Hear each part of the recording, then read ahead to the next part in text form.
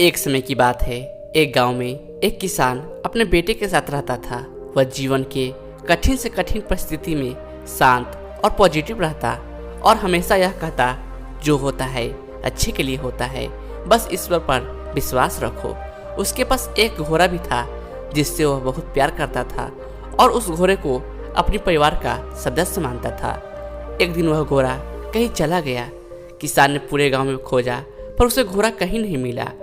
सभी गांव वाले इकट्ठा होकर किसान के पास गए और दुख जताया और सभी ने किसान से कहा, घोड़ा खो गया, यह बहुत बुरा हुआ, आप बहुत बदकिस्मत हो। इस पर किसान ने कहा, भले ही मेरा घोड़ा खो गया है पर जो होता है अच्छे के लिए होता है, मुझे ईश्वर पर विश्वास है। गाँव वालों को किसान की बात समझ नहीं आई और सब अपने अपने घर चले गए। कुछ महीने गुजरने के बाद वह घोड़ा वापस आ गया और वह अपने साथ अपने जैसे कई और घोड़े भी ले आया था। सभी गाँव वाले फिर इकट्ठा हुए और किसान से कहा, घोड़े का खो जाना अच्छा था, अब आपके पास बहुत सारे घोड़े हैं, आप कितने खुशकिस्मत हो। इस पर किसान ने कहा, भले ही अब मेरे पास बहुत सारे घोड़े हैं लेकिन मुझे कोई खुशी नहीं है, पर जो होता है अच्छे के लिए होता है, मुझे ईश्वर पर विश्वास है। गाँव वालों को किसान की बात समझ नहीं आई और सब अपने अपने घर चले गए। किसान के बेटे ने घुड़सवारी सीखना शुरू किया पर वह घोड़े से नीचे गिर गया और उसकी पैर की हड्डी टूट गई। सभी गाँव वाले फिर इकट्ठा हुए और किसान से कहा, शायद बहुत सारे घोड़े का मिलना अच्छा नहीं था, इसके कारण आपके इकलौते बेटे की टांग टूट गई, आप बहुत बदकिस्मत हो, जो हुआ बहुत बुरा हुआ।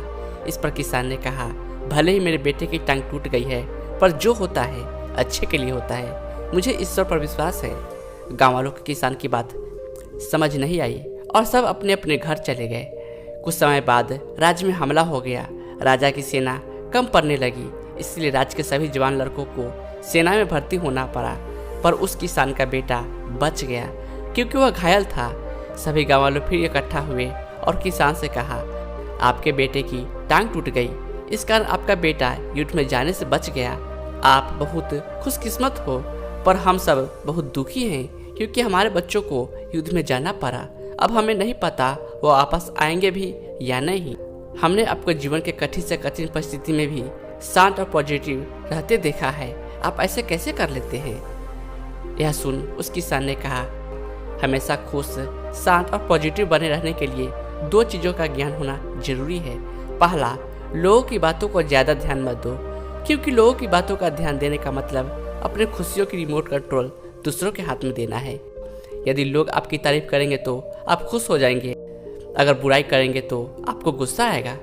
अगर आप लोगों की बातों पर ध्यान दोगे तो आपका दिमाग अशांत हो जाएगा और आप अपने जीवन के जरूरी कामों में ध्यान नहीं दे पाओगे।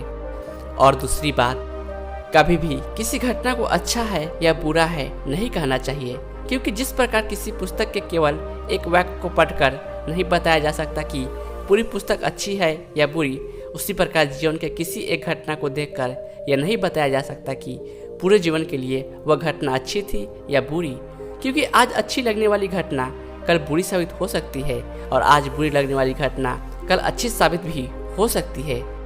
जैसा हमने इस कहानी में देखा, घटनाएं आपके हाथ में नहीं है, आपके हाथ में केवल आपके कर्म है। अतः अपने कर्म और विचारों को अच्छा रखो और घटनाओं को नीति के ऊपर छोड़ दो, क्योंकि जो होता है अच्छे के लिए होता है, बस ईश्वर पर विश्वास रखो। आपके आसपास बहुत से दुखी लोग होंगे जिन्हें इस वीडियो की जरूरत है, कृपया उन्हें यह शेयर कीजिए। आपका एक शेयर किसी की जान बचा सकता है, किसी की जिंदगी बदल सकता है। धन्यवाद दोस्तों।